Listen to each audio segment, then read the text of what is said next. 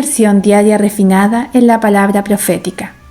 Serie La palabra de vida, la comunión de vida y piedras vivas para la edificación. Mensaje 27. La palabra profética y el juicio de los escarnecedores. Lectura de la Biblia. Segunda de Pedro, capítulo 3, versículos del 1 al 7. Día martes. Punto 1. Dios nos advierte a través de la Biblia que los falsos maestros buscan almas inconstantes para engañarlos. Para librarnos de esto, siendo constantes en Dios, necesitamos inculcar en nosotros la palabra, lo que significa grabar, imprimir la palabra de Dios por medio de repeticiones. También podemos ayudar a otros practicando la inmersión en la palabra. Segunda de Pedro, capítulo 2, versículos del 1 y versículo 14. Deuteronomio, capítulo 6, versículos del 6 al 7. Podemos leer en Segunda de Pedro, capítulo 2, versículo 1, dice: Pero hubo también falsos profetas entre el pueblo, como habrá entre vosotros falsos maestros, que introducirán encubiertamente herejías destructoras, y aún negarán al Señor que los rescató, atrayendo sobre sí mismos destrucción repentina. Señor Jesús. Punto número 2. Hay personas que pasan su tiempo burlándose de la palabra de Dios. Son escarnecedores, viven sin temor y difaman a las autoridades. En cuanto a nosotros, sigamos recordando las palabras del Señor, edificándonos en la fe y, si es posible, ayudando a aquellos que tienen duda sobre entrar en contacto con la palabra y sumergirse en ella. Judas capítulo 1, versículo 18, versículo 8, versículo 17 y versículo del 20 al 22.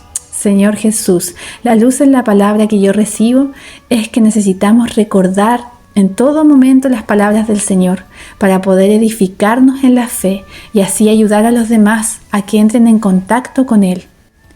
Punto número 3.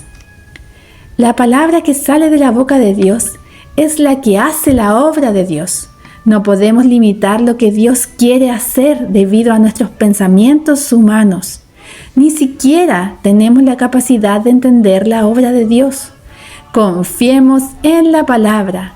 Nuestra suficiencia viene de Dios. Isaías capítulo 55, versículos del 8 al 11 y Segunda de Corintios capítulo 3, versículo 5. La dirección que yo recibo de este punto es que no debo limitar a Dios según mis pensamientos humanos. Señor Jesús. Punto número 4. Dice: Dios envió su propio Hijo para que todo aquel que crea en Él no se pierda, mas tenga vida eterna. Dios pudo haber hecho varias exigencias para salvarnos, pero determinó una sola condición: que creamos en su Hijo, en su Hijo. Dios también nos envió a su Hijo para que vivamos por Él. Juan capítulo 3, versículo 16, capítulo 1, versículo 12 y primera de Juan capítulo 4, versículo 9. Alimento diario, libro 2, semana 4, día martes, página 61. Señor Jesús.